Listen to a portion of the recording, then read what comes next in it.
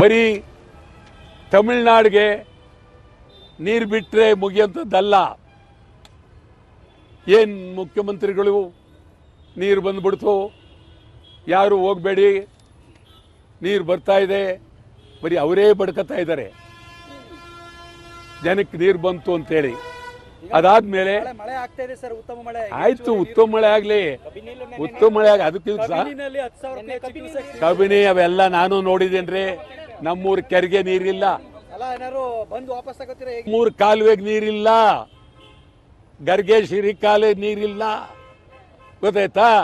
ಈ ಕಡೆ ಮಂಡ್ಯ ಕಾಲುವೆಗೆ ನೀರಿಲ್ಲ. ನೀವು ತಮಿಳ್ನಾಡಿಗೆ ನೀರು ಬಿಡಕೇನ್ರಿ?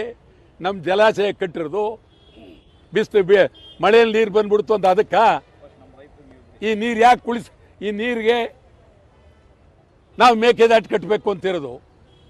ಈ ನೀರಿಗೆ ಮೇಕೆದಾಟು ಕಟ್ಟಿದ್ರೆ ಸಮುದ್ರಕ್ಕೆ ಹೋಗೋ ನೀರು ನಮಗೆ ಉಳಿತದೆ, ನಿಮಗೆ ಬರುತ್ತೆ. ನಾವು ತಮ್ಗೆ ಹೇಳ್ತೀನಿ ಕೇಳಿ, ಮೇಕೆದಾಟು ಯೋಜನೆ ಆಗಲೇಬೇಕು. ಇದು ಬಂದ್. ಕಾವೇರಿ ನೀರು ತಮಿಳ್ನಾಡಿಗೆ ಬಿಡೋಕ್ಕೆ ಸಾಧ್ಯ ಇಲ್ಲ.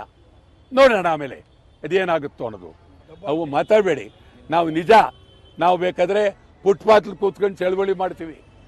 ಇನ್ನೇನು ಅರಮನೆಯಲ್ಲಿ ಕೂತ್ಕೊಂಡು ಮಾಡೋಕ್ಕಾಗತ್ತಾ ಚಳವಳಿನ? ಫುಟ್ಪಾತ್ಲಿ ಮಾಡ್ತೀವಿ.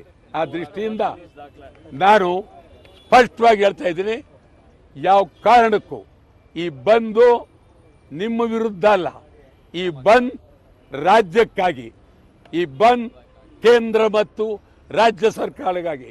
ಈ ಬಂದ್ ಒಂದೇ ಒಂದಲ್ಲ, ಎಲ್ಲ ಸಮಗ್ರ ಬೇಡಿಕೆಗಳನ್ನು ಈಡೇರಿಸಬೇಕು ಅಂತಕ್ಕಂಥದ್ದು.